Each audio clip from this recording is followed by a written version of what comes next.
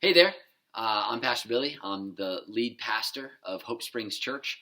For those of you that don't know me or watch online and don't know me too well, just wanted to shoot this video really quick because we're doing a series right now called Big Mouth, Little Ears.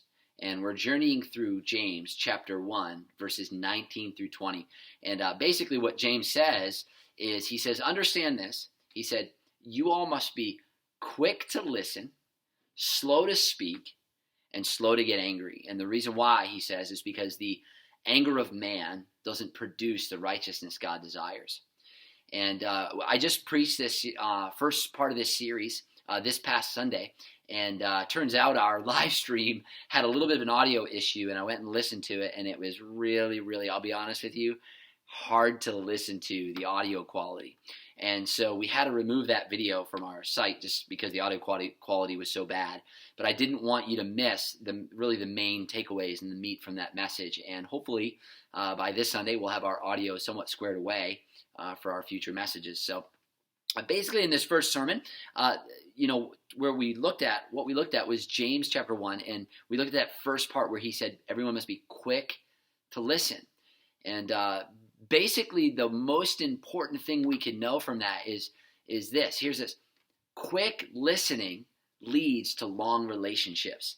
That's how valuable and important listening is. And in fact, James is basically giving us the how to avoid the process of how to avoid unhealthy relational dynamics. Basically, if we don't listen and we're talking too quickly all the time, and we're likely to get angry, it's not going to produce, the health and the good that God desires in our relationships. And so if we will be quick to listen and slow to speak, we're more likely to become slow to get angry. But how do you listen quickly? This is a challenge we all have, whether it's your relationship with your boss, your relationship with fellow coworkers, your relationship with your spouse, your relationship with your kids, or if you're a student watching this, your relationship with your mom and dad and other people in authority in your life. And in every other type of relationship there is, listening and not getting angry and all this is a real challenge. So how do we quickly listen?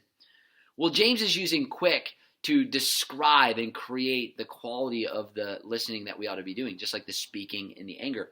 Imagine if we remove those words. We would be hearing James say, everyone must listen, speak, get angry. Those describing words or descriptive words help us understand what type of action we should be doing. So when it comes to listening, you could say if there was a competition for communication in a relationship, what James is saying is hearing or listening should win or take first every time. That should be the precedence in our conversations, is hearing the other person. In fact, here's how you quickly listen and keep it simple. If we put a priority on hearing others more than being heard, then we will be quickly listening. That is our goal. James wants us to be quick to listen. So how do we listen? I think just because I have ears doesn't mean I know how to listen to somebody else. No more than me having arms makes me Tom Brady. Wouldn't that be awesome? Tom Brady, he had to become... he became a great quarterback by practice. He had to practice. He had to learn and develop the potential that he had. So you and I, we have ears. We have to develop our potential. And the way we do that is by learning to practice listening. So here's 2 ways you can practice listening in your relationship. Number 1, try reflective listening. Reflective listening is when you repeat back everything the person's saying. If somebody's talking to you or in your marriage or at work or a friendship or your child, repeat back what you're hearing them say, and that'll give them the opportunity to know whether or not what they said was what they meant or what you heard is what they said. And that clarifies the communication, and you actually both grow from that relationship. So that's the one way, reflective. The second way is active listening.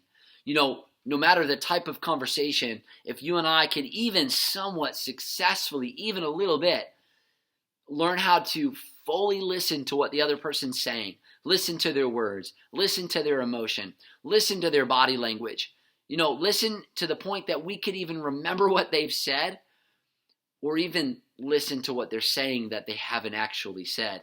We can gain a lot of understanding of one another. What would happen if you and I successfully listened and heard from one another? What if our spouses, our bosses, or our employees, or our family members, or our friends, or our kids all felt like they were really heard?